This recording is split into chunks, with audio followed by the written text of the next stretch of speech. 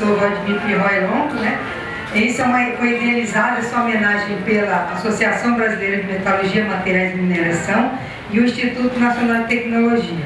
Então, eu gostaria de começar agradecendo, teve uma equipe enorme, apoiando tanto na BM quanto no INT, né? Aqui no quarto andar, principalmente, a gente tem toda a equipe da divisão de comunicação.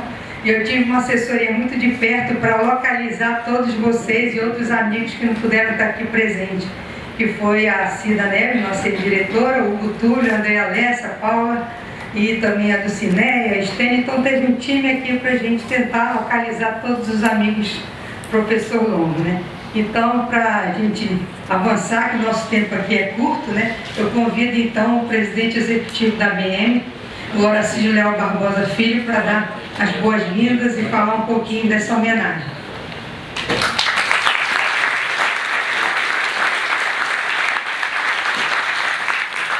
Falaram que eu tinha 20 minutos para falar.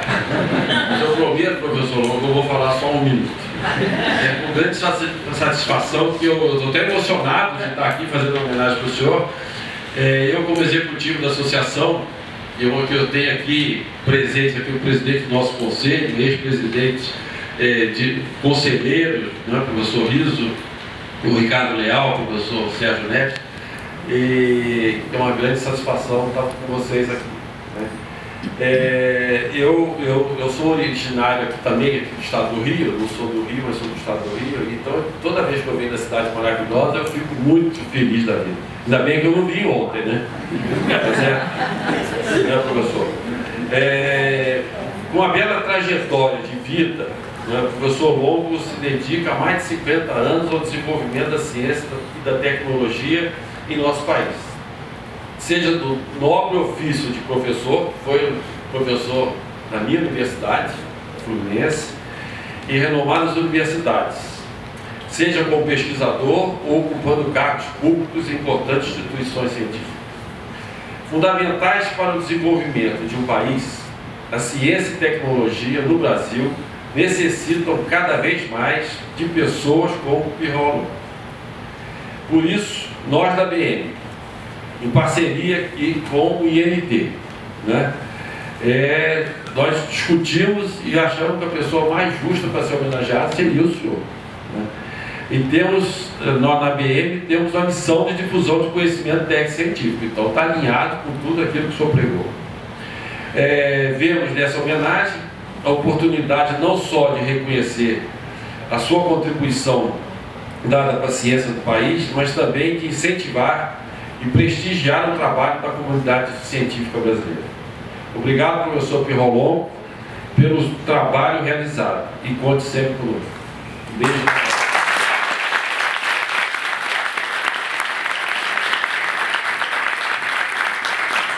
Agora eu convido o diretor do INT, Fernando Riso, para dar as boas-vindas e contar um pouquinho da trajetória para todos nós, relembrar a trajetória do professor Longo.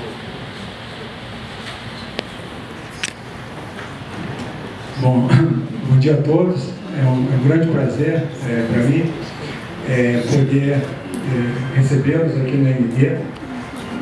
Eu tenho a grande, vamos dizer assim, fortuna de ter sido aluno do professor Longo, então foi praticamente uma pessoa que me inspirou muito na carreira. E eu vou tentar falar pouco, é difícil, a gente sabe que falar do professor Longo, Tom, em geral, a gente ficaria meia hora, pelo menos, cada um de nós gostaria. Eu vou ter que começar então me desculpando em relação a aqueles que eventualmente nós não vamos talvez ter chance de ouvi-los, porque seria um número muito grande. Eu só queria pedir já de início as desculpas por conta disso, né? Então o que nós fizemos foi uma coisa bem informal, a ideia, como eu falei assim, hoje é um dia para mim assim de graça. Realmente um daqueles dias eu acordei sentindo que assim, aqueles dias especiais. Né, a gente poder homenagear uma pessoa, né, como vocês vão ver agora, que tem uma carreira fantástica, né, e a gente não consegue palavras, né, mas de qualquer maneira, nós vamos então pedir o seguinte, nós vamos pegar alguns pedaços da biografia dele, da Universidade da Flórida, no Instituto de Engenharia, o Sérgio Neves fará essa apresentação, do NT da FTI, a Cida e o Eduardo Jardim, da FINEP, a Maria Silvia Denúcio, na Secretaria de Ciência e Tecnologia, o Hugo Túlio, a Universidade Federal Fluminense, o Zé Raimundo Romeu, o novo Observatório Nacional, o João Zancos, aqui, e do Museu de Astronomia e Ciência Filmática, o Alfredo Tomasquim, e o Peter Seider, que está preparando um livro, né, vai fazer só um. Então, eu quero pedir desculpas às pessoas que eventualmente a gente não conseguiu colocar, porque, e a essas todas que vão falar, eu vou pedir o seguinte, de novo, que se moderem ao máximo, porque senão eu sei que a gente poderia ficar aqui a tarde toda, que seria um prazer, mas a gente tem que entender também que vários aqui têm compromisso. Então, antes de passar, porque eu gostaria que vocês, ao verem a biografia, né, que vai ser passada aqui, que vai jogar uns 7 ou 8 minutos, perceber-se algumas características incríveis, né, nessa biografia. A celeridade com que o professor Longo foi alcançando posições, né, e a gente sabe da grande contribuição que ele deu. E eu fiquei pensando assim, que características eu poderia, né, que tive ele como aluno, né, como eu falei, praticamente um guru assim, que me inspirou muito, como descreveu? Né? Eu falei, quais seriam as coisas? Eu tenho duas que eu diria que abrem e fecham. Né? Eu acho que a primeira é a liderança. Ele é aquela pessoa que a gente adota e a gente resolve seguir por conta das suas ideias. Nada imposto, nada, é simplesmente porque, reparem bem, eu tomei nota para não deixar de falar. Quer dizer, primeiro, humildade. Humildade. Serenidade. Eu nunca ouvi o Dr. Longo levantar a voz. É impressionante. E daí que eu falo, é uma liderança absolutamente natural. Ele é seguido simplesmente porque ele dá um bom exemplo. Empatia. Um atletismo pessoal fantástico. Vários aqui, eu lembro, a própria DM, os congressos que ele ia participar, ele começa a falar, você quer ouvir. Atualização. Sempre muito atualizado do que está acontecendo. Eu lembro ele falando assim, eu quando estava no Arsenal de Guerra, eu pegava um assunto, a primeira coisa que eu fazia, estudava, escrevia uma nota. Então algumas coisas, eu até depois tento, claro que eu não consigo fazer também com ele. Mas várias coisas eu vejo na minha carreira vieram de conversas com ele. São muitas histórias. Além da atualização, então, uma visão de futuro. Os escritos dele, eu pedi a chance, agora há pouco ele me mandou um livro, um artigo de 2007 sobre alguns impactos sociais da ciência e tecnologia. É uma coisa maravilhosa. Ele pega 7 impactos e faz uma descrição. Isso em 2007, já antevendo várias dessa explosão exponencial que a gente está assistindo hoje. E finalmente eu fecharia, eu podia continuar aqui não, dizendo que ele para mim simboliza excelência. Então quando eu falo assim, liderança e excelência, eu acho que ali dentro a gente já conseguir colocar muito mais coisas. Mas eu vou ficar por aqui, porque de novo a gente tem muita coisa a falar hoje. Primeiro, de novo, quero dizer, eu queria que vocês se sentissem assim, bastante soltos. É uma homenagem a uma pessoa brilhante. Eu considero um dos gigantes que nós tivemos aqui. São algumas daquelas pessoas que marcam a passagem. Vocês vão ver que por onde ele passou, ele deixou uma marca. E uma marca quase muito forte e sempre positiva. Isso não é dúvida. Então, vou falar assim, a gente tem a oportunidade de homenagear uma pessoa desse quilate, eu diria que para todos nós é um movimento de muita felicidade. Tá certo? Então, vamos acompanhar um pouquinho, então, a trajetória do professor Longo. Muitos de vocês conhecem, talvez até melhor do que eu, tá certo? Então, nasceu em São Paulo, em 1952, na Academia Militar de Agulha Negra, onde cursou engenharia até 55. Já como oficial do Exército Brasileiro, conquistou o direito de completar a formação no IME. Classificado em primeiro lugar entre os formandos do IME, em 59, o tenente Longo recebe seu diploma de engenheiro metalúrgico das mãos do presidente Juscelino Kubitschek. Aliás, aqui tem uma máfia metalúrgica enorme hoje. Né? Eu, inclusive, queria dar as boas-vindas. Hoje a gente faz uma revolução na engenharia. Após ser designado pelo Exército para atuar em diversas funções de engenharia no recém-criado Arsenal de Guerra, o tenente Longo aceita em 64 o convite para retornar ao IME como professor. No Instituto, ele chegaria a chefiar como capitão a seção de metalurgia S8. Eu o conheci em 67 como aluno da PUC, um grupo de estudos que foi feito lá. O Sérgio Neves e ele estavam na Flórida na época, vieram dar uma palestra, e na época mesmo eu já me encantei, muito em parte pela excelência dos dois, né, que realmente também outros contagiantes, o Sérgio Neves. Pedido afastamento temporário do Exército, o jovem capitão Longo aceita o convite para cursar o mestrado e doutorado no Departamento de Engenharia de Ciências Materiais na Universidade da Flórida, com uma bolsa de assistente de pesquisa do professor Robert Reed Hill, que é um personagem no Brasil que tem um grande peso, né? E os dois, inclusive, foram alunos dele. Tem o Walter também, que foi aluno do Longo, né? Que também estudou os assuntos lá do... Em 2 anos e 8 meses, concluiria o mestrado e doutorado, retornando ao Rio em 70. No IME, na ocasião, como um dos poucos oficiais com tipo de PhD, atuou na implantação dos cursos de pós-graduação, tornando-se coordenador geral de pesquisa e pós-graduação do Instituto, e na metalurgia participou da implantação do Centro de Pesquisa e Materiais. E ali eu fiz o meu mestrado. Sua monografia final, né, na Escola do Estado-Maior do Exército, foi Tecnologia e Transferência de Tecnologia, que é o mais referenciado entre seus trabalhos. E vocês sabem que essa foi uma linha que ele realmente desbravou muito tempo. Concluído o curso da ICM, serviu no IPD, né, no Centro do Instituto de Pesquisa e Desenvolvimento, implementando o Centro de Materiais. Em 77, já tenente-coronel, é aprovado em concurso para a Escola de Comando e História-Maior do Exército. Em 79, pede transferência para a reserva e continua a lecionar no IME até 82. Em 79 e 82, assume o cargo de diretor de desenvolvimento tecnológico da Fundação de Tecnologia Industrial, FTI, e vice-diretor aqui do INT. Nesse período, o INT, então subordinado à Secretaria de Tecnologia Industrial do WIC, né, e a FTI funcionavam juntos, com importante desenvolvimento em 2 áreas principais, o biocombustíveis e materiais. Entre os trabalhos de destaque estavam o apoio ao Programa Nacional do Álcool e a produção de tanto lingote de nióbio para a produção de fios supercondutores. Em 83, o professor Longo aceita o convite para chefiar o Departamento de Relações Institucionais da FINEP e, à frente da RI, direciona recursos às pesquisas universitárias para a inovação e ao fortalecimento dos institutos e aos desenvolvimentos experimentais nas Forças Armadas. Chefia as negociações com o Banco Mundial que levaram à idealização do Programa de Apoio ao Desenvolvimento Científico e Tecnológico, PDCT. Esse foi um marco, certo? Quem realmente participou, lembra que isso realmente mudou o panorama, né, da nossa equipe. Torna-se secretário executivo do PDCT com a missão de operacionalizá-lo. Em 84, é nomeado vice-presidente da FINEP. Ao deixar a FINEP em 85, foi convidado para chefiar a divisão de assuntos, ciência e tecnologia da Escola Superior de Guerra. Ao mesmo tempo em que exercia o cargo, concluiu em 87 o curso de altos estudos de política e estratégia da ESA. No final de 87, foi convidado pelo secretário de CIT do Estado do Rio de Janeiro, José Peloso Ferreira, outro estudante, a ocupar o cargo de subsecretário adjunto de tecnologia. Nessa ocasião, passou a integrar também o Conselho de Tecnologia da Fijan. Em 89, assumiu a presidência da empresa Fluminense Tecnologia, Flutec, que destinava recursos do Fundo de Apoio Tecnológico, FATEC, fomentando o desenvolvimento tecnológico do setor produtivo. Começou a atividade, agora voltando um pouco, como professor universitário em 62 e 68, quando ajudou a criar um curso de Engenharia Industrial e Metalúrgica de Volta Redonda. Mais tarde foi incorporado à UF, a Universidade Federal Fluminense. Em 82 retornaria à UF com concurso como professor adjunto.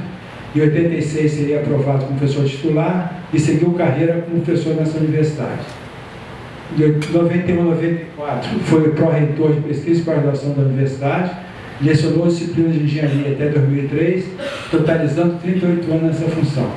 Em 2011 recebe o título de professor emérito da UF. De 2003 a 2016 atuou servindo voluntariamente o Instituto de Estudos Estratégicos, o INEST, da UF. Terminado o mandato de pró-reitor em 94, retorna à FINEP, cedido pela Fluminense, na função de executivo da área de infraestrutura e ciência e tecnologia. Na função, negocia e operacionaliza o Prodenge, que foi outro programa também que mudou a engenharia brasileira, que levou à concepção do primeiro fundo setorial. Em 99, ainda cedido à FINEP, integra a assessoria do Ministro de Ciência e Tecnologia, tendo seu escritório aqui no NT. Em 2001, a pedido do ministro, assume a direção do Observatório Nacional, e, embora seja um mandato de emergência, ele se estendeu por mais 2 anos. Nesse período, também respondeu pela direção do MASP, Museu de Astronomia e Ciência Afim. Em sua gestão, um dos destaques foi a modernização da geração e disseminação da ordem legal brasileira, coroando as atividades de metrologia de tempo e frequência do OEM. Bom, eu não vou entrar em grandes detalhes, mas a produção científica dele é realmente bastante impressionante e daquelas impactantes, que elas realmente trouxeram grande, principalmente os artigos e os livros que ele publicou. A prêmios de honrarias, aí eu obviamente não vou ler todos, são 29 das que estão listadas, mas praticamente por todas as áreas que vocês podem imaginar, ele já recebeu o prêmio, condecoração, na hora, tanto de mérito militar quanto civil, na Ordem Nacional do Mérito Científico, pesquisador de mérito, e eu não vou, como eu falei, entrar em detalhes, esse material vai ficar disponível para quem tiver interesse. Né? Várias medalhas da FAPERJ, como eu falei, praticamente todos os institutos ou algumas áreas de ciência e tecnologia tiveram a oportunidade de homenagear. Né? Nós aqui vamos ficar como se fosse a 30ª, né? Porque aí foram 29, o próprio ABM tem vários prêmios que ele recebeu, né? O próprio Exército, onde obviamente ele tem um grande número de medalhas. Bom, foi membro também de conselhos, praticamente quase todos os conselhos, né, que envolviam a parte de ciência e tecnologia, seja do Estado, seja do país, ele esteve presente. Então, como eu falei, eu acho que não há dúvida que nós estamos na frente de uma daquelas pessoas que mudou o perfil, né, da nossa ciência, da nossa tecnologia. Eu queria só registrar que aqui nós temos vários ex-reitores, colegas, secretários, ex-secretários do próprio INT, quer dizer, um grande número de amigos do professor Longo, de pessoas muito relevantes também para a área. Eu queria agradecer muito a presença de vocês. Eu sei que são pessoas ocupadas e sacrificaram parte do seu tempo para vir aqui prestar essa que eu acho que é uma merecida homenagem. Ok? Então, muito obrigado aí por tudo que o senhor nos fez.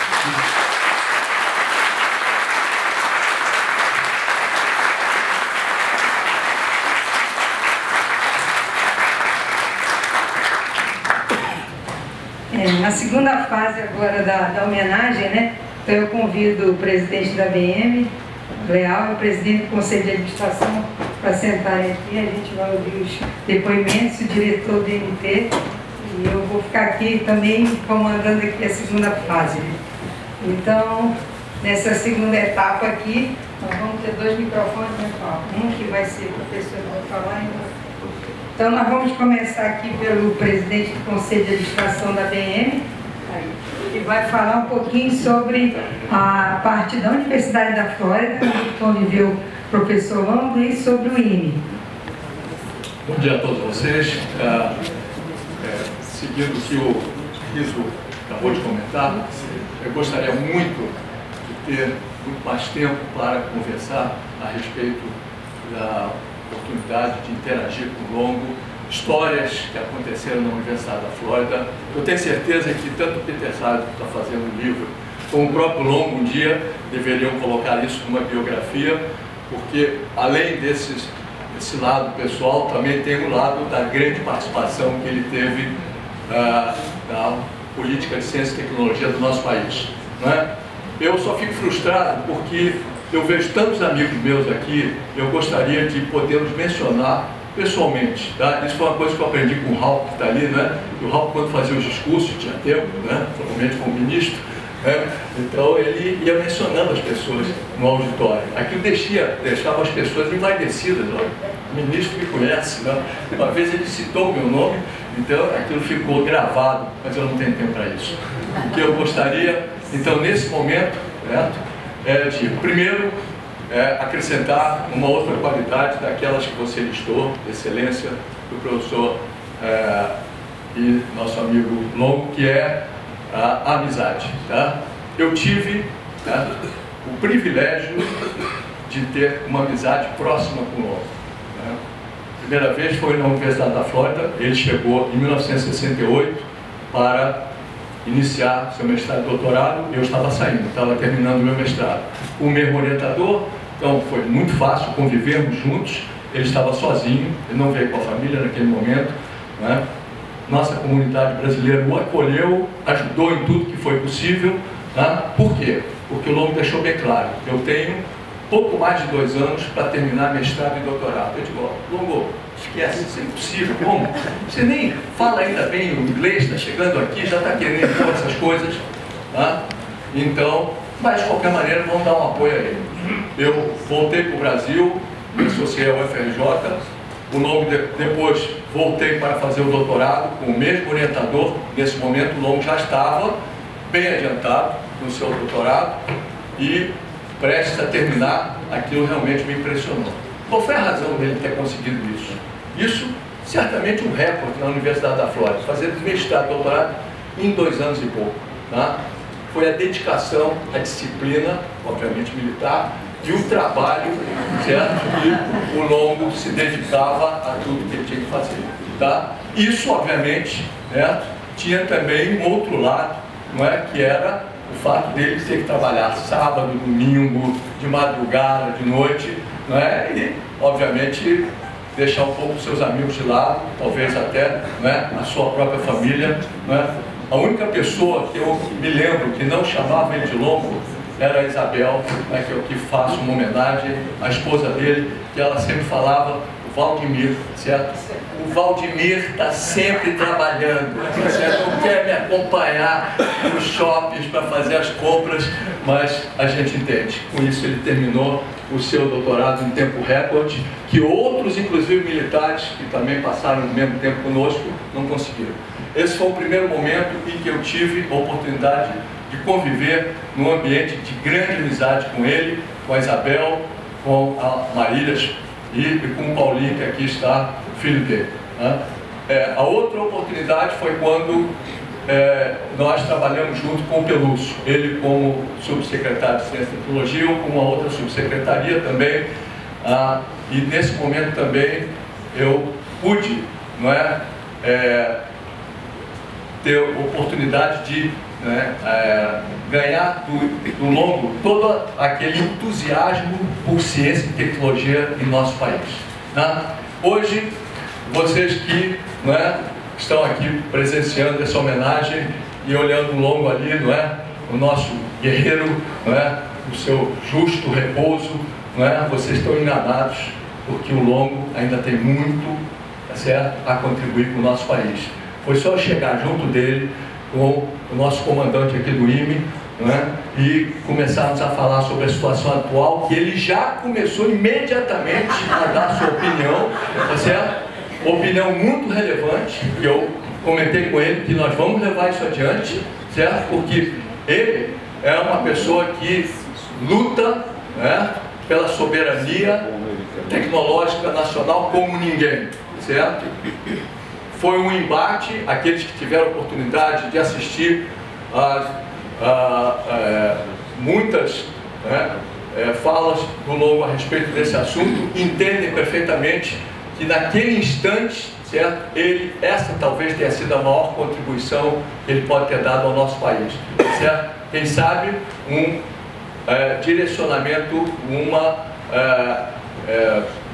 diferente rota do que o país estava tomando em relação a sermos mais soberanos em nossa tecnologia, o que infelizmente depois não foi muito adiante, mas eu acredito que possa retornar, quem sabe com essas ideias que ele acabou de comentar conosco aqui, que a gente pretende levar adiante. Muito obrigado a todos, desculpe.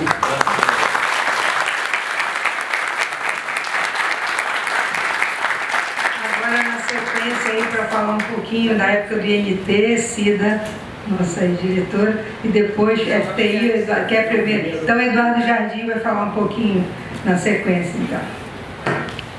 Aqui mesmo, né? Aqui de frente para ele.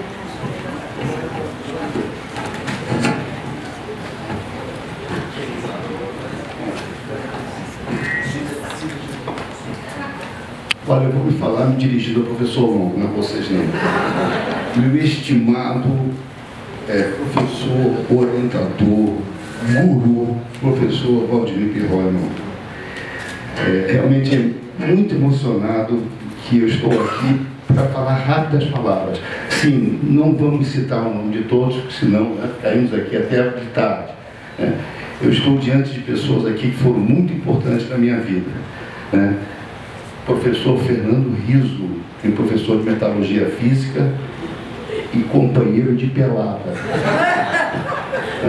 Professor Birajara 40 Cabral, onde juntos participamos de um pequeno projeto. Nesse andar aqui, no início da década de 70, algumas pessoas se lembram o nome, Projeto GTCID, onde, creio tenho certeza que, sob a coordenação do professor Longo e do professor Cabral, devo reconhecer, foi gerado um resultado para o nosso país, talvez muito pouco reconhecido.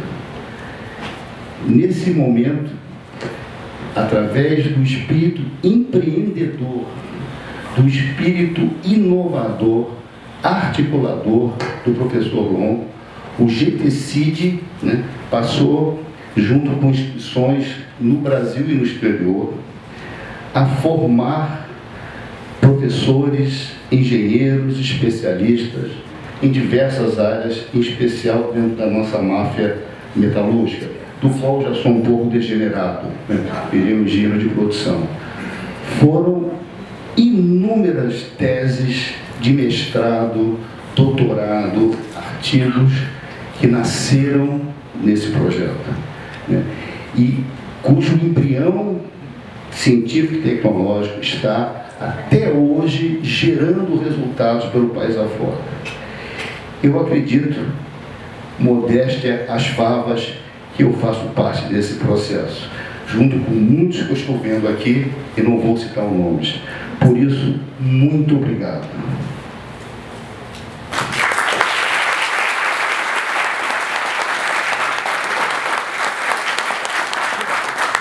Cida, por favor, vai falar um pouquinho. INT, FTI.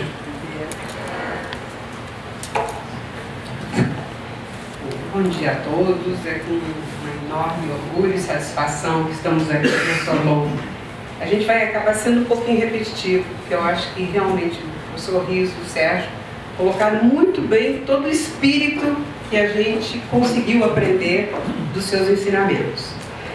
E eu recordo aqui a agenda da comemoração dos 95 anos de NT, onde a gente...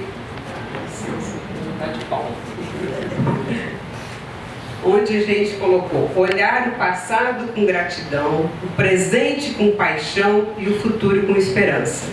E isso tudo, o Longo está sempre dentro dessas características, como bem comentou o professor Sérgio Neves, já ele lembrando ou articulando ações que a gente, que o nosso país precisa muito.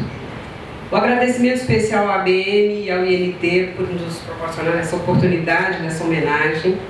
Enaltecer a presença das pessoas que são queridas, amigas, companheiras de jornada do mundo nacional de ciência e tecnologia nos últimos 40 anos.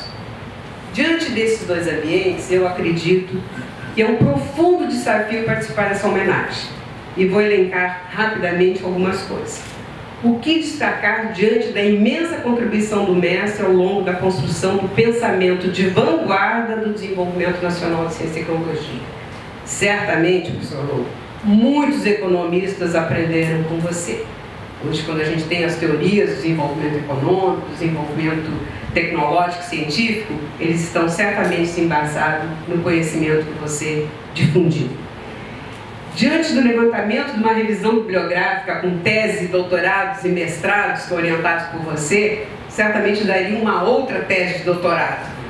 A área de informação que o diga, é só buscar essas informações, rastrear isso e nós teríamos certamente uma tese de doutorado em cima das orientações que você contribuiu. E a contribuição institucional, que passou pela Secretaria, pelo IME, pelo Exército, pela FINEP, que teremos o depoimento, pelos conselhos, né? E aí destaco o Conselho da Rede. Mas esse último capítulo, eu destaco a contribuição dessa instituição centenária. Como bem lembrou o Eduardo, começando aqui no nosso GTCID, na liderança do Birajara 40 Cabral, e eu quero aqui destacar a minha contribuição, a minha participação, o meu aprendizado como gestora. Eu não sou da área acadêmica, eu não sou da área científica e tecnológica, eu sou da área de gestão de ciência e tecnologia. E aprendi muito com os metalúrgicos, alguns matemáticos, alguns físicos que passaram e contribuíram na minha carreira. Alguns matemáticos, o professor Lindolfo, o professor Palles, os físicos, o professor Vargas, o professor Sérgio Rezende, né? Certamente. Mas o professor Longo e o professor Cabral foi o início da minha carreira no ambiente de gestão, que me levaram, inclusive, a receber a comenda da Ordem do Mérito Científico e Tecnológico nessa área. E ela foi recebida, não em função porque eu não merecia, mas porque eu tive uma escola muito forte, uma escola muito interessante. O sistema de ciência e tecnologia foi aprendido quando nós estávamos no ambiente do GTCID e nós tínhamos a normalização lameira, a transferência de tecnologia encabeçada pelo Eduardo Jardim, os centros específicos de soldagem, a informação tecnológica. Isso tudo fazia o ambiente de um aprendizado para um gestor. E a corrosão? E a corrosão, escola da corrosão e ensaios e protótipos. Os 3 laboratórios especializados. Então foi nesse ambiente que se deu a minha formação. Logo em seguida tem um desafio, que é a FTI-INT. E aí mais um metalúrgico contribui na minha carreira, Juarez Tavraviato. Com o seu planejamento impecável, com seus programas, né, todos muito bem conduzidos, e Longo faz parte desse universo quando ele, quase que semanalmente, me fazia ir a Lorena com ele para a gente resolver os problemas do nióbio. A planta piloto do programa de nióbio, grandes resultados para o país, faziam que a gente semanalmente trilhávamos aí essa Dutra, né? Conduzidos pelo nosso amigo pai da Dulcineia, mas com muito carinho, íamos e voltávamos no mesmo dia, para olharmos a questão do nióbio e dos outros programas da química e da biotecnologia em Lorena. Mais uma vez, quando Pelúcio chama para participar da secretaria, Longo tem uma forte participação aí na minha vida. Rede de tecnologia, o nosso reitor Romeu, candidato à presidência do conselho, e a Firjan também. E aí teve um empate. Longo, sabiamente, me catequiza pela Rio Branco afora para que eu assumisse a presidência do conselho, para que a gente pudesse deslanchar e a rede de tecnologia não ficasse para trás ou não tivesse esse processo de discórdia dentro do ambiente da rede. Paula Gonzaga, os representantes, Celeste, bem sabe um pouco essa história da importância da rede de tecnologia, né? Mas nós ficaríamos algum tempo falando desses elementos aí. E eu destacaria que nesse momento em que falamos da democratização da inovação, das novas formas de educação, do avanço exponencial das mídias digitais, nos colocamos em enormes desafios. E mais uma vez o mestre Longo, nos seus recentes artigos, nos sinaliza quanto está antenado com a economia do século XXI. Privado, público e híbrido. Eu acho que com isso a gente presta uma grande homenagem hoje ao professor Valdemiro Pirrói Longo. Muito obrigada.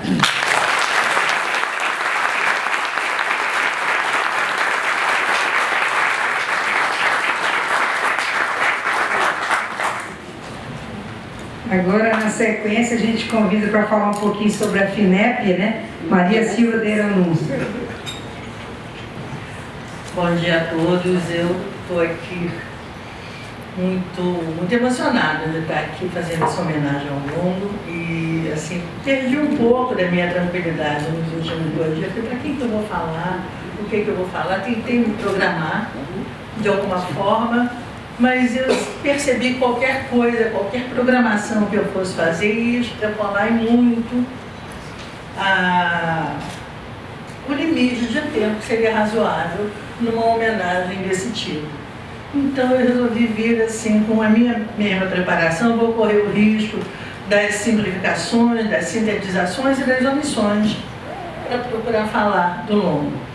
O currículo, a apresentação prévia do currículo me poupa muito, porque a primeira vez que o Longo passa a fazer parte da vida de quem trabalha na FINEP é quando ele assume a coordenação de relações institucionais na gestão ainda do Gerson Edson e logo depois ele vira vice-presidente da FINEP na gestão do Melo. E ele é a pessoa que negocia o PADCT. Numa época em que nós, na FINEP, vivíamos uma insegurança muito grande, que tinha sido o fim da era Pelúcio, o fim da era do Reis Veloso, um período de vacas magras em que nós tínhamos uma demanda crescente por projetos de financiamento e um orçamento que mergulhava a cada ano e que a gente não conseguia, mesmo com todos os esforços, a inflação corroía, enfim, o quadro nacional da década de 80 não era favorável a isso. E o Longo chega e consegue, primeira vez que eu me lembro assim, de ver assim, como é habilidosa essa pessoa que está à frente desse programa, de criar um novo programa que também incorporava um pouco das novas necessidades para a gente aparecer como críticas à gestão da FINEP, a decisão autocrática da FINEP sobre os recursos da FNDCT. Então entra um programa onde as prioridades são definidas antecipadamente, existe um comitê gestor, os projetos são analisados por comitês ad hoc, e essas duas coisas convivem durante toda a década de 80 dentro da FINEP. É um aprendizado que a gente tem daquele estranhamento inicial. Isso vai passando e as coisas vão entrando. Esse programa é um sucesso. Tem o PADCT-1, o 2, a participação da FINEP, eu acho que ainda é grande. No terceiro, ele já tinha migrado para o FNDCT, mas a imensa habilidade do Longo em conduzir esses assuntos, assim, foi ficando claro para a gente. Aí eu vou fazer um corte de 10 anos, quase 15 anos depois, eu tinha mudado já de área e estava numa área chamada captação. E essa captação não é recurso de mercado financeiro, é projeto de desenvolvimento. E eis que o assunto permanente era exatamente conseguir recurso para quem? Para o FNDCT.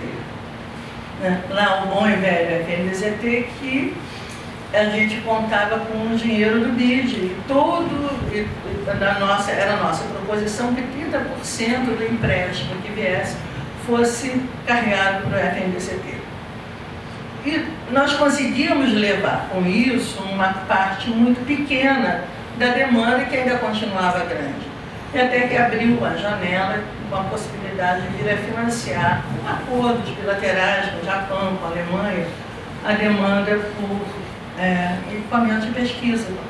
E com isso a gente liberaria dinheiro. Só que a nossa contraparte econômica de governo, que era o Ministério do Planejamento e o Ministério da Fazenda, eles tinham ojeriza a botar mais dinheiro de pesquisa. Então isso me deixava muito preocupada e ao mesmo tempo muito deprimida. E eis que nessa época eu vinha a ser vizinha do Longo. Lá no 13º andar tínhamos uma divisória de vidro entre a minha mesa e a dele. E eu ficava mergulhada naqueles dados, quadros e tabelas, e nas conversas que a gente foi tendo, começou a nascer uma coisa interessante, porque ele foi trazendo a bagagem dele, de gestor, de conhecimento, de causa que eu, da minha janelinha de FINEP, eu não tinha essa vivência. E a nossa conversa foi ficando tão interessante, que antes que nós fôssemos levar bomba na CAIM para esse projeto, eu pedi que eles marcassem uma reunião com toda a área econômica do governo, que sentava na CAIM, para termos uma reunião com eles. Foi o Longo, chamamos uma pessoa do Ministério da Ciência e Tecnologia, era sempre nosso convidado, raramente ia, porque o Ministério tinha lá os seus interesses, né? No satélite, no supercomputador, e não queria queimar nossas fichas conosco. Mas disse, olha, o que vocês conseguirem a gente apoia. Então tá bom. Fomos e fizemos uma apresentação, eu com meus quadros e tabelas, né, as nossas performances, e o Longo com a vivência da área de ciência e tecnologia. O que a gente via era o olho brilhar, a empolgação que vinha do Longo, né, sobre a área de ciência e tecnologia, a importância da formação de mestres e doutores, a importância das pesquisas, acabar, diluir a ideia de que as pesquisas não servem para nada. Isso tudo foi contagiando a plateia. Então as pessoas ficavam assim, nossa, mas eu não sabia. E esse entusiasmo ele foi tomando conta desse pessoal. Nós fizemos a nossa reunião, voltamos para o Rio e a seguir veio a reunião da Confiex. E a nossa proposição foi aprovada por unanimidade e sem nenhum condicionante. O que para a gente, na atividade da captação, era uma vitória muito grande. Então esse foi um dos momentos assim, muito contagiantes para mim. Depois, nessa atividade de captação, eu também fui vendo que tem uma outra contribuição do longo, que é dos fundos setoriais, que é uma contribuição, assim, a pessoa quando tem uma grande competência e um olhar muito amplo, onde ele toca, né, a coisa muda de figura, que é a inserção do FMDCT nos fundos setoriais. Porque a partir dessa nossa experiência ali, minha e de outras tantas pessoas, a gente enxergava naquela época que o FMDCT era o grande fundo capaz de irrigar toda a comunidade científica. Dessa vez já tinha incorporado a definição prévia de prioridade, de comitês, isso e aquilo. Então, aquela crítica que vinha da década de 80 não existia mais. É claro que crítica é sempre bom. Então, esse olhar amplo, generoso e, ao mesmo tempo, preciso do longo foi uma coisa que influenciou muito a vida da gente na FINEP. A gente aprendeu a confiar, a respeitar e a querer ouvir. Mais tarde, quando a minha vida profissional mudou de novo, e eu estava trabalhando no projeto de história da FINEP, eu fui entrevistar o Longo e contei para ele que eu, para poder trabalhar com um período tão grande de história, eu tinha feito uma periodização que iria de 1950 até 1950, de 1950 até 80, até mais ou menos 70, a década de 70. É um período que salta na história, porque a área se organiza. Quando eu fui falando isso para ele, ele imediatamente encaixou e começou a dizer: não, mas o Paulani fala isso, fala aquilo. E aí a gente começou um trabalho que foi fantástico, né, de juntar as duas coisas e escrever o artigo. Né, que foi, assim, para mim, um coroamento desse esforço, no início muito solitário, de ler muito e de não ter muita referência de onde buscar, onde ancorar a história da FINEP. Então, se eu posso dizer alguma coisa além da enorme admiração, né, eu acho que assim, a minha impressão é que tudo que eu possa dizer é pouco perto do impacto que ele trouxe na vida da gente, e nesse ambiente onde a gente atua. Eu espero que aquilo que foi feito, né, com todas as crises que a gente passa, né, e que o país passa, hoje em dia essa crise nos pega, né, num sistema maduro de ciência e tecnologia. Então é um sistema que tem capacidade de reação. Eu acho que o Brasil tem capacidade de reação. E essa é uma das coisas que eu mais aprendi com você. Muito obrigada a todos vocês e desculpa por, enfim, imprecisões que o improviso trouxe. Tá?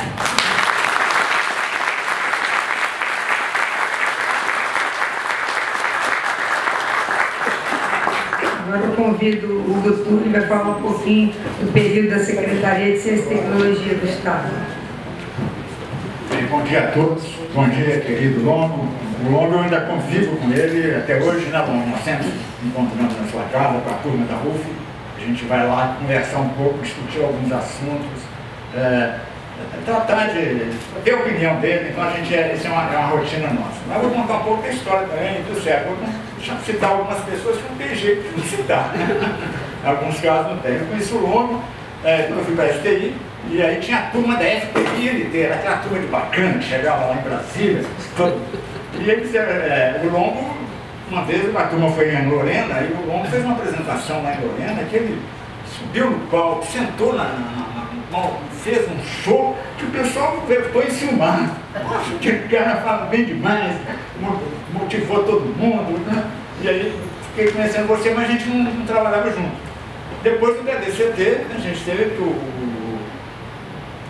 ministro Vargas estava na presidência da Unesco e tinha o PDCT, que é a Tecnologia Industrial Básica, e eu era o coordenador junto. Aí eu conheci o Longo. Infelizmente, acho que não tem trabalho para você lá, não com o seu programa de Tecnologia Industrial Básica, como a FINEP deu, né? Porque a FINEP tinha uma reação enorme no PDCT, né? Que foi também um modelo espetacular. Quer dizer, todo modelo tem sua vantagem, né? Uma revolução em termos da gestão, dos processos. Eu me vi uma vez com 24 pessoas para planejar a tecnologia do Ciabás, lá na sala do CNPq. Então, quer dizer, acho que mais o importante foi o seu papel de fazer isso acontecer, porque tinha muita dificuldade, tinha muita chance. E tem a questão do edital, né? O edital que foi alguma coisa que pegou, né? Agora eu achei até, não sei o que Lúcio falava, eu arrependo de ter falado em projeto e a ciência e tecnologia financiar projeto. Agora eu acho que edital também você tem um pouco de culpa nisso, tudo é edital. Não sei se você já tem esse arrependimento de ter participado de ajudar o edital, porque eu acho que nada pode ser tão exagerado, né? Assim, você começa a adotar um aspecto e não sai fora disso, né? E depois dessa parte do PDCT, a gente ficou um pouco mais longe, então para o PDCT também a gente encontrava, mas aí eu vim para o Rio, porque ele estava no PQM, pelo dia o Lameira, aí me chamou e falou, você e o Telmo vão lá que o Longo está chamando vocês lá para conversar sobre qualidade. Aí fomos eu e o Telmo lá. Chegamos lá, o Longo conversou e tal, aí eu escolhi um de vocês dois para tocar o programa Qualidade e acabou me escolhendo. Então, fui trabalhar com ele, foi uma época muito interessante, quer dizer, acho que o Longo tem uma característica que a gente já falaram muito, mas tem uma visão sistêmica.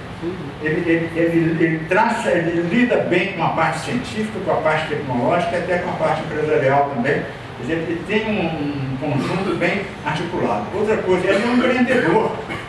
Então, o que eu admirava dele é que ele me chamou para lá e falou, além disso, na época também, acho que eu já era secretário executivo da rede, costumou, não, a rede vem para cá, igual a rede estava em NTT, o Longo levou a rede para a Secretaria de Ciência e Tecnologia e colocou na FUTEC. Você lembra disso? O Halp participava, tinha lá projetando no Instituto Politécnico no Rio de Janeiro, lá na nossa salinha, nós na outra salinha, foram 3 ou 4 pessoas. Mas o Longo é o seguinte, deu uma direção, deu os meios, tá? Mas também não enchia muitas paciências não, enchia se para nada tivesse acontecendo. Chamava, né? Mas ele dava liberdade para as pessoas atuarem. Não prendia não, se a pessoa teve uma certa iniciativa, porque eu acho que isso é uma característica do líder mesmo, né? Então foi muito interessante isso. E lá também na secretaria, o Longo fez N coisas a mais, né?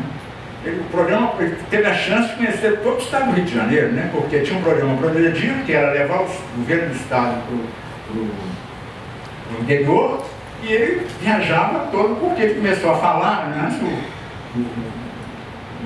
O Zé Pelúcio, né? Ele tinha um toque mais formal, né? E o pessoal do interior falou, nossa, achamos ótima a palestra, mas não entendemos muito bem. Quando o Longo passou a ser o apresentador, era um show. Então eu sei que ele viajou o estado do Rio todo, conheceu o estado do Rio todo, foi uma festa, né? Você acha, né? Sabe bem disso, né? E o belo dia, o que é interessante também, é o modelo que foi criado na Secretaria de Ciência e Tecnologia, né? Inclusive, um belo dia, não foi Longo, Pelúcio, me chamaram, tem que preparar uma matéria para fazer um anúncio na revista Veja. Mas é um modelo que nós estamos atuando na empresa, né? Porque o que a gente tinha junto às empresas do Rio? A gente tinha a rede de tecnologia, que era a organização que lidava com oferta e demanda de tecnologia. A universidade está ligada à empresa. Você tinha a FUTEC que financiava, né? E você tinha o programa de Qualidade do Rio, que era um programa de gestão, porque as empresas, na medida que elas mudassem a gestão, elas iam procurar melhorias, iam procurar os centros de pesquisa, as universidades e tudo mais. Então, nós fizemos um anúncio, como o Longo fala, né? Você, notícia boa, notícia ruim. Todo mundo dá notícia boa, você tem que pagar. Então foi feito um anúncio na primeira página uma página central da Veja, dizendo que inovação, que gestão de ciência e tecnologia também se faz com inovação, mostrando esse quadro de integração, além do suporte da FAPESP, né? E tudo isso aconteceu, né? O programa Qualidade de Rede há pouco tempo, não sei se ainda está vivo, mas estava vivo. A FAPESP assumiu a parte tecnológica da FUTEC, né? Mas foi um período muito rico como modelo de gestão para a área de ciência e tecnologia, né? Bom, depois disso, a gente também se separou um pouco, né? E depois, novamente, quando foi em 79, quando o ministro Vargas assumiu, né? O Dolfo assumiu o Ministério, aconteceu de o Longo, seu presidente, me chamar para a FINEP. Né? A primeira coisa que o Longo falou assim, poxa, você mora em Niterói, cara, você podia dar sondar o Longo para ele vir para a FINEP. Aí eu fui lá sondar o Longo para vir para a FINEP. Nossa, sinto muito, não posso aceitar porque eu tenho um compromisso com o Romeu. Um compromisso com o Romeu de ser o pró-reitor dele, a sinceridade dele. Não adianta, ainda bem que eu não falei com o Isabel, porque Isabel fala com a mulher do Longo, fala que o melhor emprego que o Longo já teve foi na FINEP. Nossa, eu fui asinista, né, a mulher do Longo trabalhava na FINEP. E aí, então, não aceitou, não quis, então falou, o Longo não quis não. E passou um pouco mais de tempo depois, passaram uns 4 anos, ele saiu da pró-reitoria, o que surge? Surge um outro financiamento do BID, e o Mônaco estava preocupado também com a questão da engenharia. Então foi aí que ele falou novamente, Hugo, vai sondar o Mônaco lá, desta vez. Eu disse, não, dessa vez eu vou para trazer para de qualquer jeito. Aí eu fui lá sondar o Mônaco, o Longo, né? O Longo aceitou, que eu acho que foi muito importante o trabalho, porque a FINEP atuava muito nas áreas de física, química, biologia, e todo o recurso do FNTCT era muito mais complicado para essas áreas. E a área de engenharia, de certa forma, ficava um pouco à parte. E o Longo se entusiasmou, criou o Protenge, o REENGE, o RECOP, foi um movimento grande na engenharia dele, né? E também já começou com a questão da educação à distância, né? Que foi um movimento muito forte. Mas a outra característica também é a questão que a senhora citou, é a questão dos recursos financeiros, né? Na verdade, o Ministério de Ciência e Tecnologia reclamava sempre que queria mais dinheiro. Uma vez eu falava no Planalto, o presidente Fernando Henrique reclamou lá do Lindolfo, vocês têm de mandar carta para mim pedindo dinheiro, não tem mais dinheiro. Aí surgiu a ideia de captar recursos via privatização, e surgiu também, depois, como a privatização acabou, surgiu nos fundos setoriais. E aí o Longo teve um papel muito importante também na organização, inclusive o Reimer, o Reimer falou, não, tudo bem aqui, mas o Reimer tem que me ajudar a fazer esse regulamento do CTP, que foi um espetáculo, né? Acho que até hoje ninguém mexeu no regulamento. Então, foi essa vivência toda. Mas, bom, eu acho que você, essas características suas de empreendedor, liderança foi muito chamada, mas você consegue empreender no setor público. Ou seja, e você mesmo é consciente disso, que você fala isso, né? Isso eu acho que é uma coisa importante, né? De realizar. Não basta só, não é só o conhecimento, mas são as suas habilidades, as suas atitudes. Podia falar aí habilidade de negociação, habilidade de comunicação. Então acho que você é uma pessoa realmente, e eu fico satisfeito de poder até hoje compartilhar essa amizade e as possibilidades de trabalhar junto. Inclusive agora eu estava pensando numa atuação no desenvolvimento regional, fui procurar o Longo para ver o que a gente podia fazer, novas ideias. Eu acho que eu agora estou tentando trabalhar num programa de transformação digital do Estado do Rio e nós precisamos contar com você para a gente enfrentar essa parada. Bom, parabéns, foi um prazer.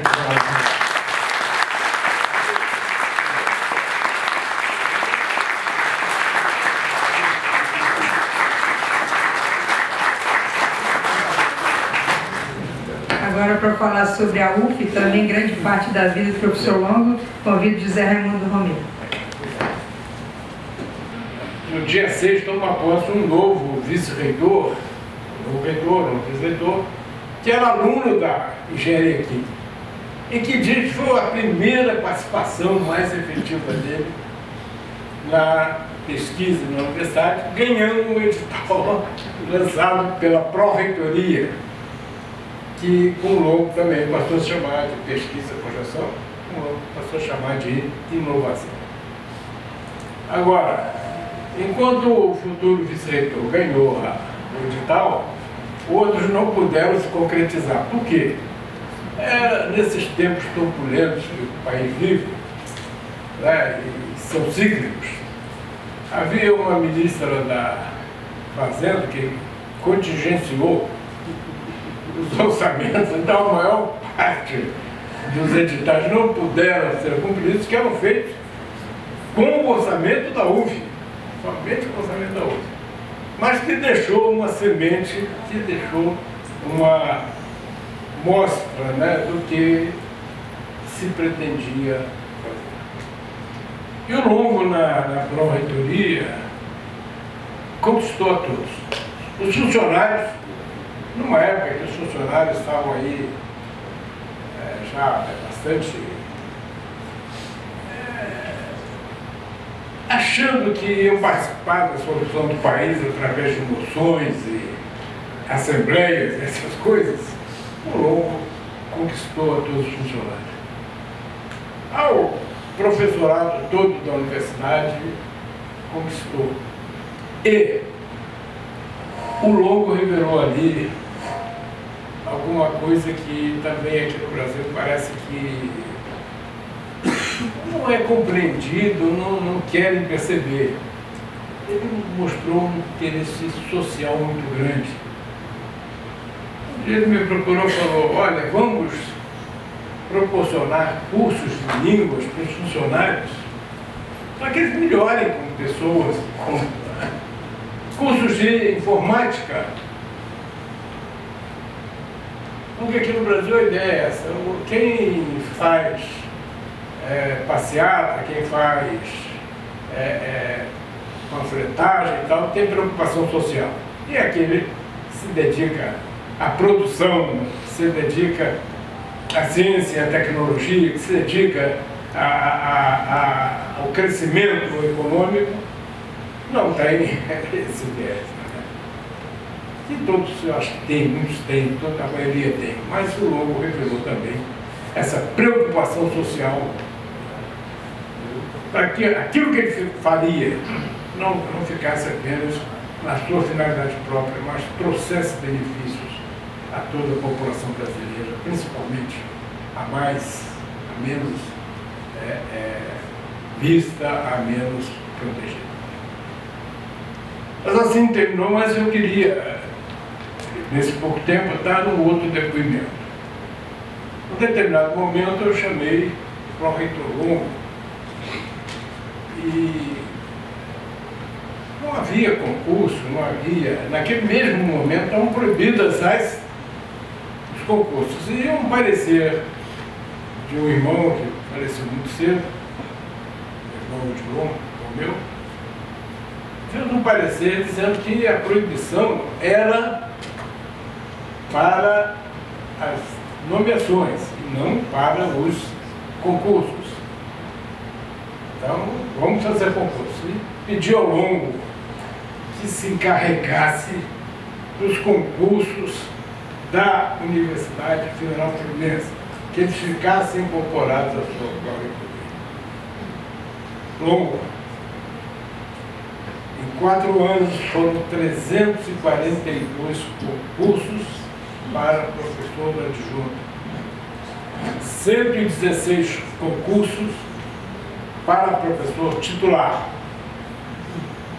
concursos em que os examinadores externos, se um fosse do Rio, os outros teriam que ser ou de Minas ou do Rio Grande do Sul, concursos que reformularam a engenharia da Universidade Federal Fluminense.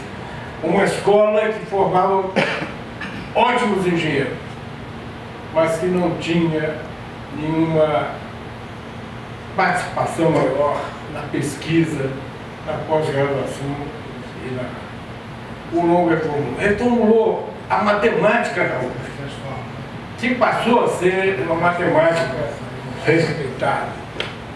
Então, hoje, que é a UF, eu acho que o reitor Cícero concorda, se deve profundamente a esses concursos que foram liderados pelo Longo e com a marca da correção, com a marca da qualidade, com a marca de que era preciso fazer com que dentro da universidade vigorasse e preponderasse o mérito sobre tudo. Aí a UF sofreu um acidente, acidente de percurso, né? Mas logo depois ela já conseguiu se recuperar um pouco com a nomeação do professor Cícero Fialho como reitor. Mas Longo foi candidato a reitor nesse processo esdrúxulo de eleição, que não é o processo adequado e que não é usado no mundo das universidades de qualidade, de prestígio.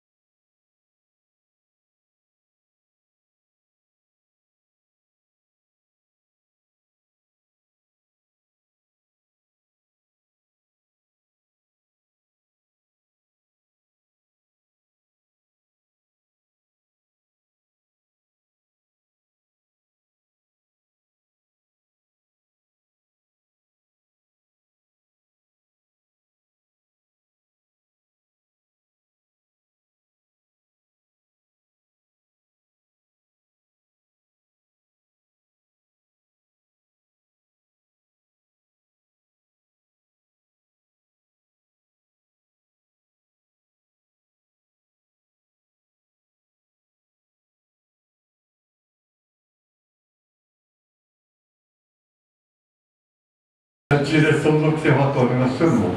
E como o professor João comentou, quer dizer, uma das sacadas dele no observatório foi com relação a essa questão de tempo do serviço da hora. Ele disse que nós convivíamos mesmo no campo, ele dizia, mas isso aqui dá dinheiro, a gente pode vender esse serviço, e com a venda desse serviço a gente sustenta todas as atividades do observatório. E ele então começou esse projeto do timestamp. E foi um período difícil, um período, nós estamos falando mais ou menos época de 2000, final de 1998, 99, 2000, um período de reformulação muito grande dos institutos do Ministério da Ciência e Tecnologia. Foi criada uma comissão justamente para montar um novo modelo para os institutos de pesquisa, e que deu muita briga aqui no INT, CBPF, Observatório, enfim, todos têm memórias desse período. E uma das propostas era que o Museu de Astronomia se juntasse novamente ao Observatório Nacional. Ou seja, 20 ou 30 anos depois é como trazer um adulto para dentro da barriga da mãe de novo. Era evidente que não ia dar muito certo. A então diretora, Miriam Rodin, que foi aqui do INT, entregou o cargo, e aí, enfim, tem que chamar alguém para assumir o Museu de Astronomia. E aí, bom, quem chamaram? Chama o Longo.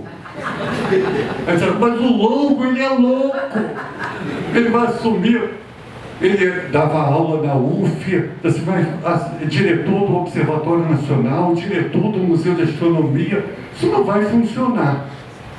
Bom, claro que a instituição estava empolvorosa com essa questão da sua extinção, e ele foi muito habilidoso no sentido de dar uma acalmada no clima e fazer a instituição voltar a funcionar.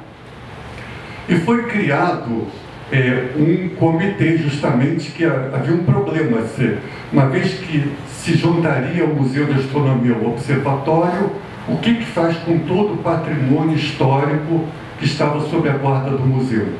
E aí criou-se uma comissão para estudar a criação de um outro instituto voltado para a preservação do patrimônio histórico.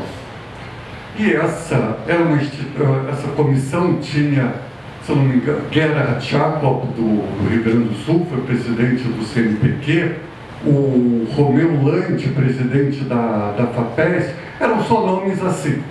E tinha que ter um representante dos funcionários do museu. E aí, então, o Longo me chamou e disse, ele me chamava de Dom Alfredo. Dom Alfredo, você vai fazer parte dessa comissão. Eu disse, professor Longo, eu estou ferrado. Aqui só tem nome graúdo. E era uma comissão que era num clima muito tenso. Eu perguntei, como que eu faço? E aí disse, Alfredo, você faz o seguinte, vocês vão ter que elaborar uma proposta. Então faz o seguinte, usa o final de semana e trabalha você nessa proposta e chega com o material já com uma proposta pronta. Porque enquanto as pessoas vão estar discutindo ideias, você vai chegar com uma proposta pronta. E realmente, quer dizer, foi o que eu fiz, segui a orientação do professor Longo, e no final nós conseguimos implantar, quer dizer, no final não deu nada, porque a comissão, quer dizer, o relatório não se... Quer dizer, muitas vezes se diz, quando não se quer fazer alguma coisa, você monta uma comissão, né? Então era mais ou menos isso também. A comissão fez o relatório, não deu muita coisa, mas aí nós conseguimos justamente emplacar esse relatório em função da estratégia montada pelo Longo, que ao longo do tempo, inclusive, convivendo com o Observatório Nacional e o Museu de Astronomia, se tornou um defensor da ideia de que não deveria juntar as duas instituições, e justamente então foi ao Ministério e disse, olha, está errado, não junta, que isso não vai dar certo. E foi até um processo que se desdobrou durante algum tempo e no final realmente não juntaram as duas instituições, e hoje são duas instituições com as suas missões e desenvolvendo suas atividades com grande dedicação e grande capacidade. Mas fora isso, o professor Longo deixou um legado que eu estava esperando que os demais das pessoas que falaram antes de mim comentassem desse legado fundamental, que é o seguinte: lá em São Cristóvão, descendo um pouco a ladeira, que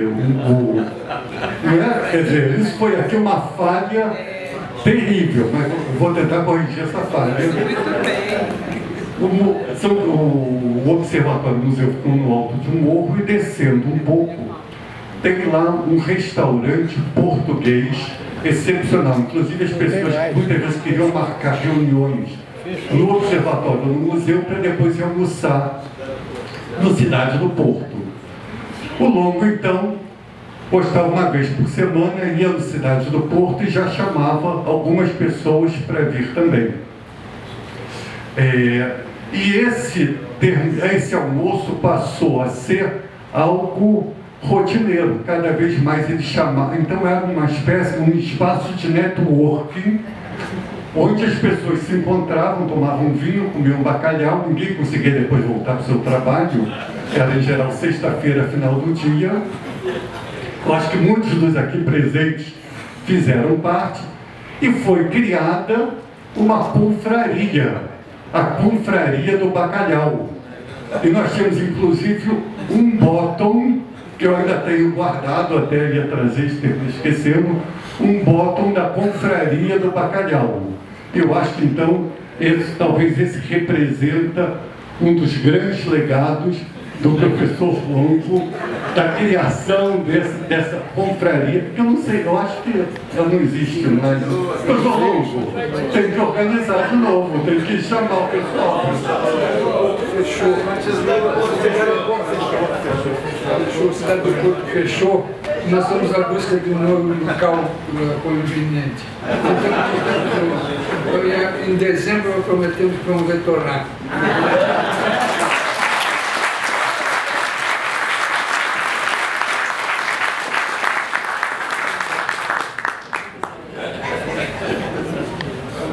Agora, convido Peter Seiber, que está escrevendo um livro, né, o professor Longo, vai fazer um balanço geral.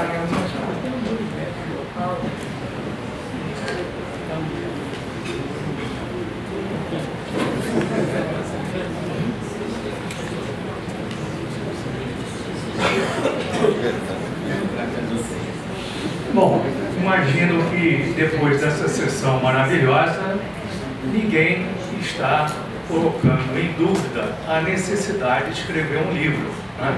Acho óbvio e ululante. Quem entrou nessa sala sem saber quem era o professor Longo, que deve ser uma coisa muito difícil, mas talvez a gente consiga encontrar, hoje está informado. Mas vocês sabem muito bem que nós não somos eternos.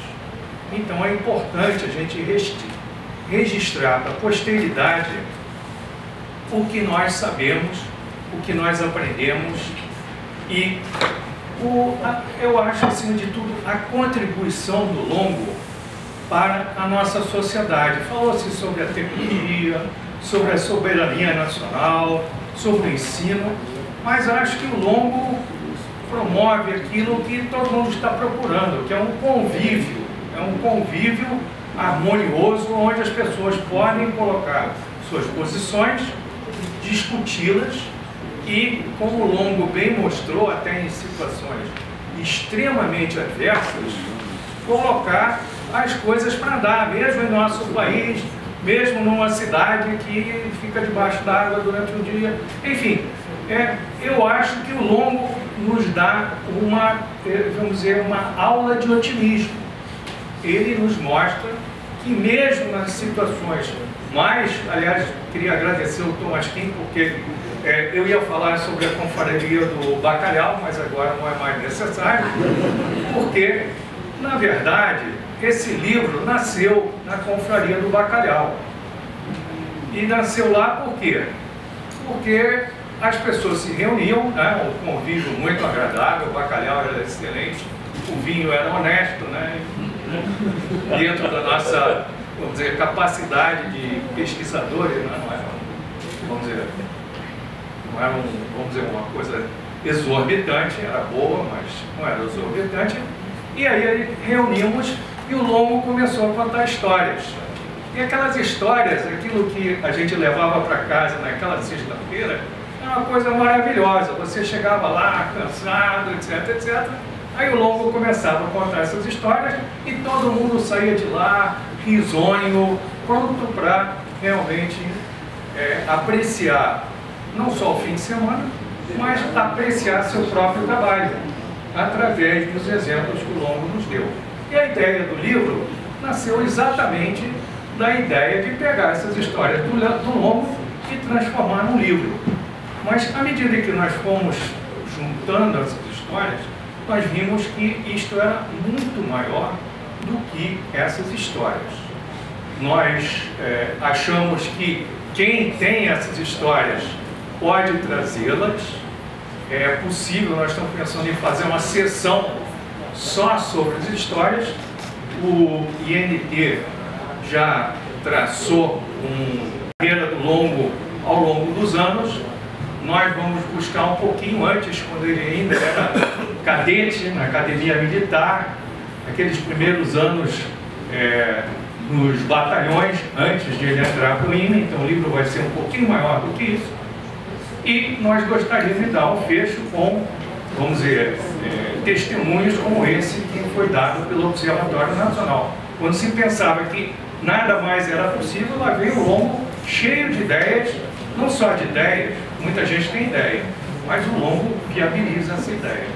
Então, eu gostaria de convidar vocês todos, eu não sei se alguém não souber meu endereço eletrônico, simplesmente meu nome invertido, né? É saidop@gmail.com. Muita gente já mandou suas contribuições, mas eu acho que nós temos mais 1 ou 2 meses para fechar o livro. E aí, quem quiser, escreve outro livro, mas esse vai estar fechado. Então, Longo, acho que eu estou tendo uma oportunidade excelente de completar o que faltava e você terá o livro em mãos. Espero que haja um lançamento à altura lá na Confraria do Bacalhau, mas eu acho que esta missão está cumprida. Muito obrigado.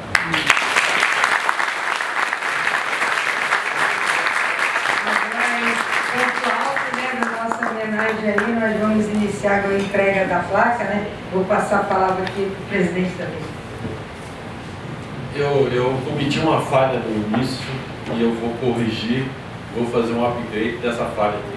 Eu vou pedir para o professor Birajara 40 Cabral para fazer a entrega em nome da BM, ele que foi presidente da BM, para fazer a entrega.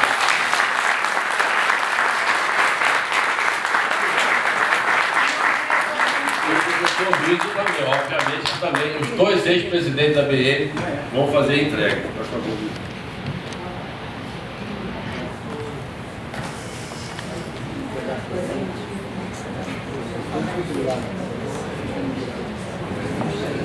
Em cima de tudo.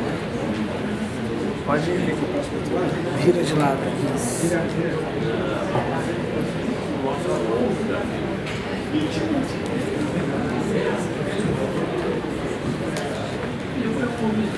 Tá bom aí, ô Rilson.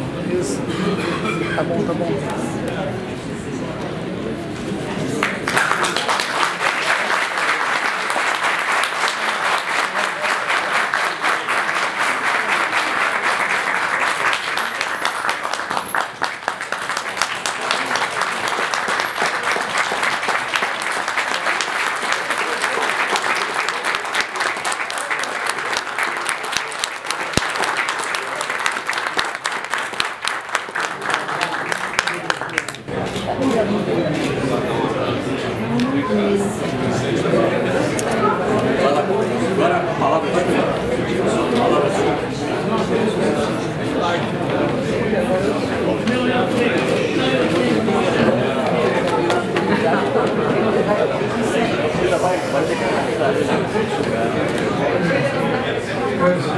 extremamente difícil falar qualquer coisa da emoção que eu estou tomando.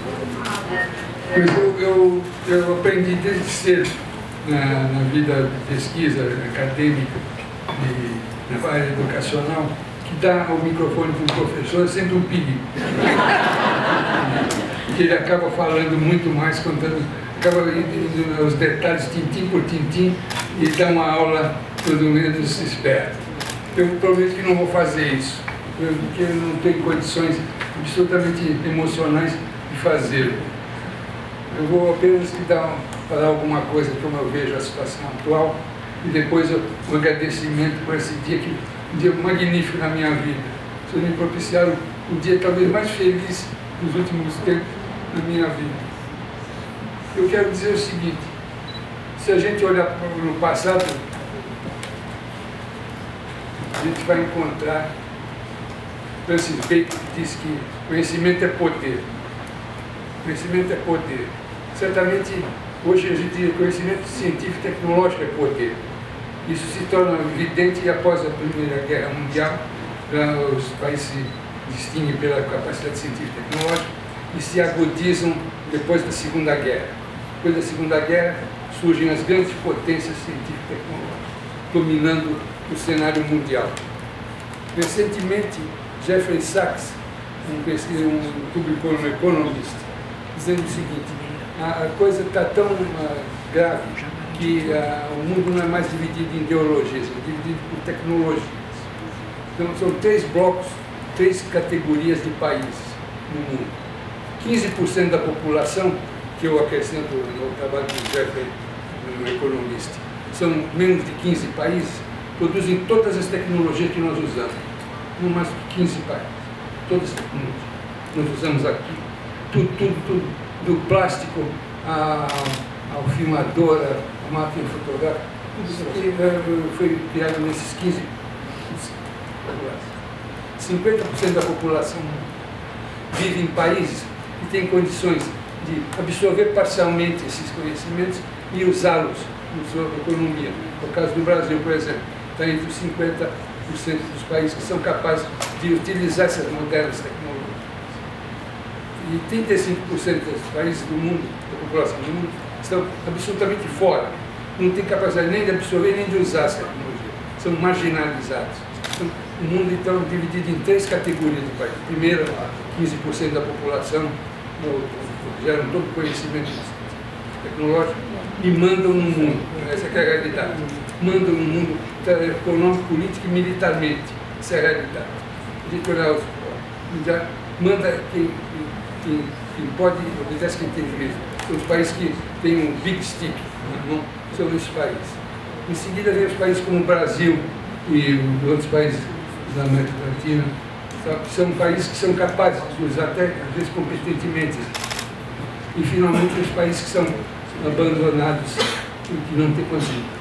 Acontece que essa situação vem se agravando. Cada vez mais difícil passar de uma categoria para outra. Quer dizer, o mundo está numa velocidade tão grande de transformação científica e tecnológica que está muito difícil manter-se os países no primeiro bloco e muito mais difícil a nossa situação. Sempre foi tentar passar do segundo bloco para o primeiro. Quer dizer, o Programa Nacional de Estado, não de governo, devia ser o desenvolvimento científico e tecnológico para uma independência maior na parte econômica, política e militar.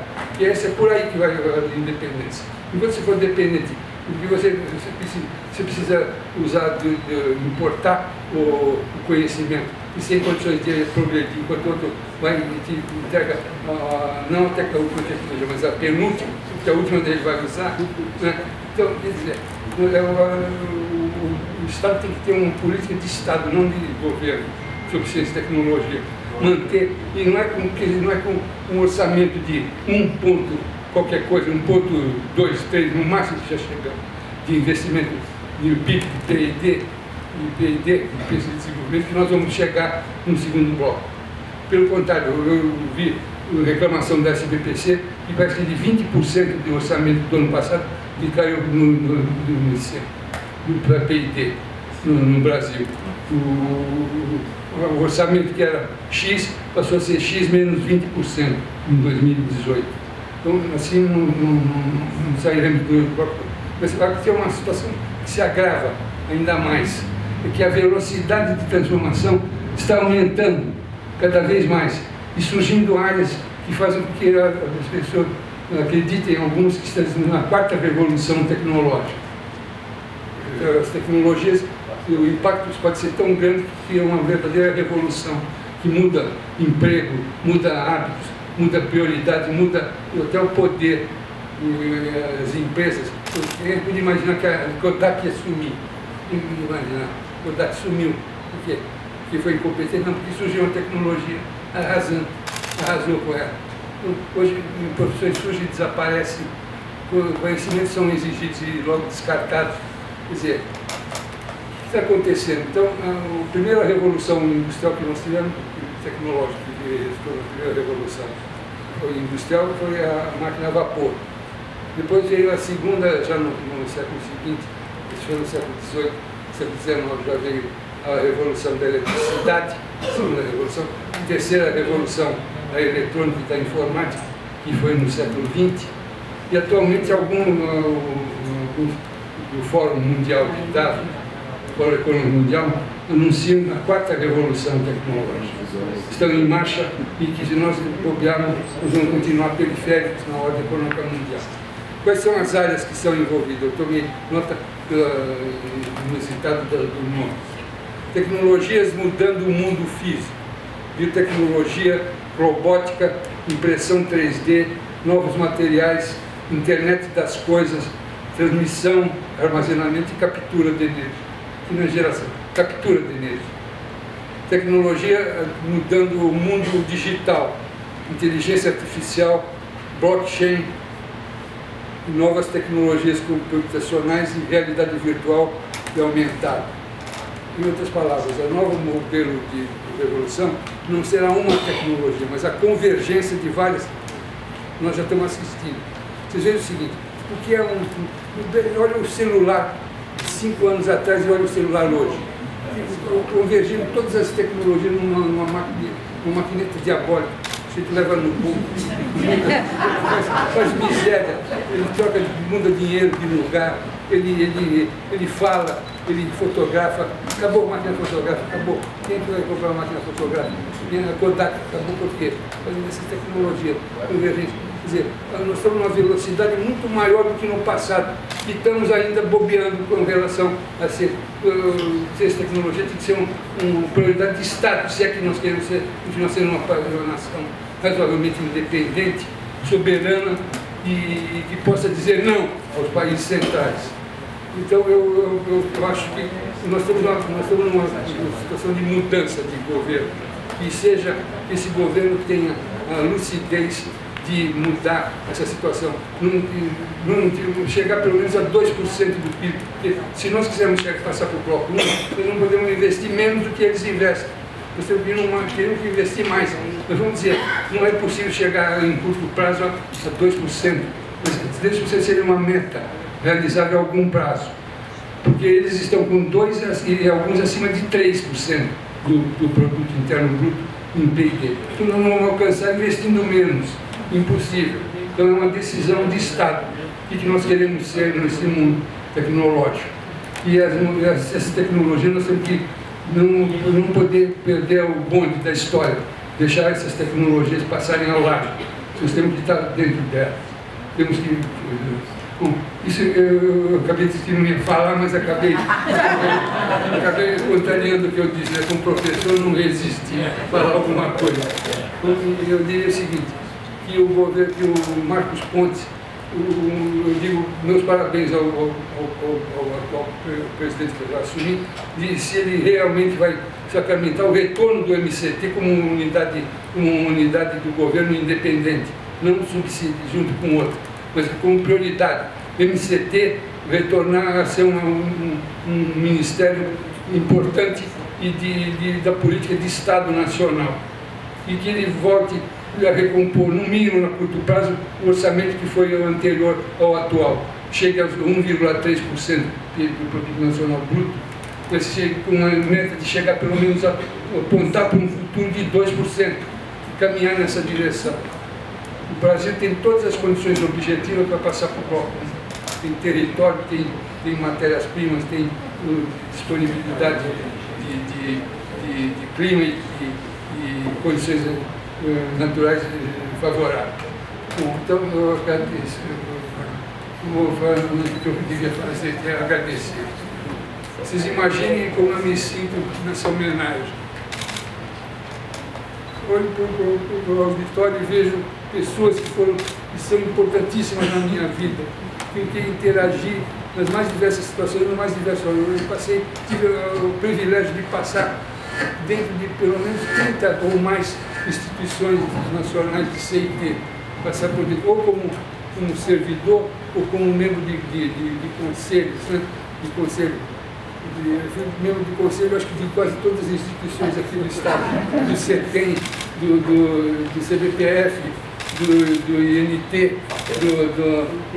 da FAPERJ, etc. Então, o seu contato, mas tive o privilégio de passar, e dentro dessas coisas, só fazer amizades, só tenho amigos, só tenho grandes amigos, não tenho um senão em relação pessoal.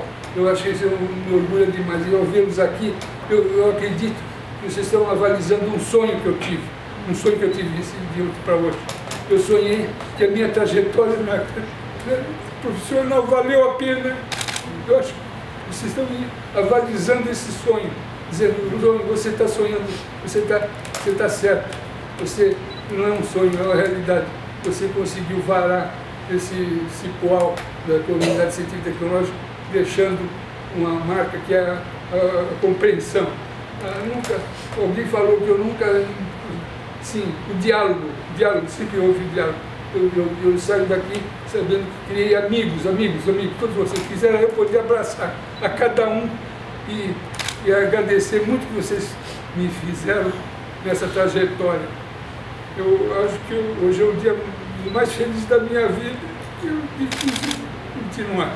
Agradeço às duas entidades que fizeram essa reunião, a Associação Brasileira, a ABM, Associação Brasileira de Metalurgia, Materiais e Mineração, da qual eu sou membro desde 1950 e pouco, 58, se não me engano, onde eu publiquei meu primeiro trabalho de científico e tecnológico, que foi no boletim da ABM em 61, se não me engano, que é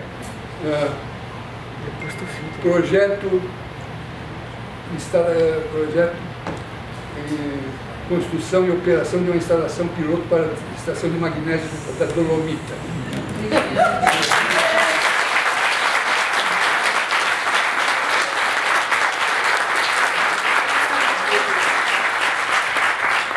A ABM, que foi fundada pelos americanos que estavam trabalhando no esforço de guerra no Brasil durante a Segunda Guerra Mundial.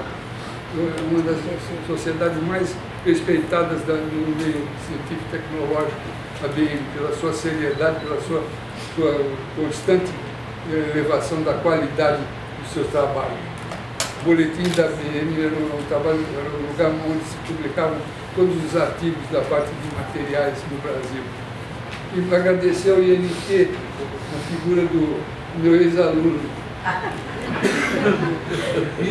Eu vivi 3 anos aqui dentro dessa casa, 3 anos aqui dentro dessa casa no ProAlco. Convivi com muitos dos senhores que estão aqui. Tenho a maior das recordações dessa casa. Casa que vai fazer 100 anos. Vai fazer 21, né? 21 faz 100 anos. 21 faz 100 anos. E foi fundamental na implantação do programa do ProAlco. Eu cheguei, lembro que era tão grande a participação do INT, que eu fiz uma palestra em Atlanta, na Geórgia, sobre tecnologia do álcool de madeira. E nós tínhamos uma planta piloto em Lorena. O interesse mundial sobre o Brasil era tão grande que esse congresso em Atlanta, na Geórgia, era todo verde e amarelo, tinha todos os equipamentos de moagem de cano e de outros equipamentos brasileiros lá. Era um congresso que tinha mais de 2.000 pessoas interessadas no que o Brasil estava fazendo, tão extraordinário, que era mudando a matriz energética de combustível líquido, introduzindo o etanol e de maneira tão rápida e tão eficiente. Quer dizer, os problemas que essa casa enfrentou são fantásticos. Problema de corrosão, problema de desnaturalização do álcool para não poder ser bebido, etc, etc. Foram problemas definidos que essa casa mergulhou de cabeça. Eu tive o privilégio de trabalhar aqui nesse período. Então eu agradeço às duas instituições a oportunidade que me dão de eu viver um dia de grande felicidade. E agradecer a todos vocês, a quem eu gostaria de dar um abraço em cada um e agradecer muito a sua presença, me avalizando o sonho que eu tive de que valeu a pena a trajetória que eu corri ao longo da minha vida. Muito obrigado.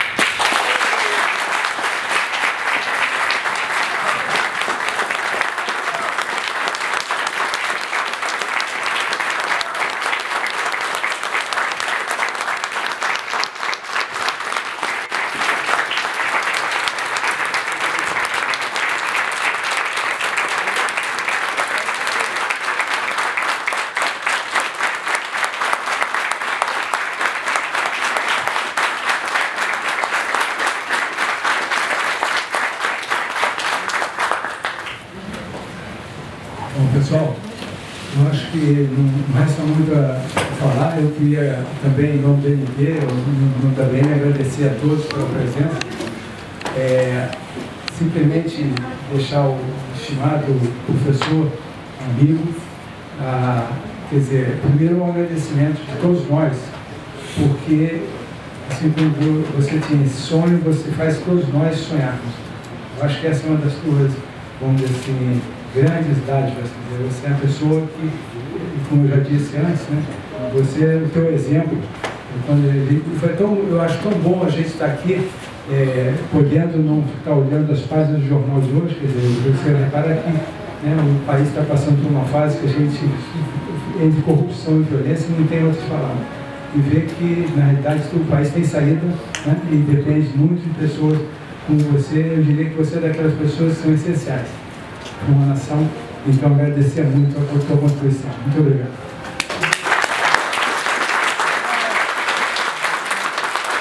Eu queria registrar aqui que a gente não nominou, mas nós temos ex-diretores do NT, atuais diretores das unidades de pesquisa aqui do Rio, várias autoridades, colegas de todas as instituições e amigos que compartilharam a vida e a trajetória do professor Long. E aqui a gente está vendo antigos servidores do NT já aposentados também, que conviveram com ele, os atuais. Então, muito bom ver todos vocês e agradecer muito essa manhã de emoção, porque foi emoção pura, que a gente preparou com todo carinho e amor aí para homenagear o professor Long. Muito obrigada.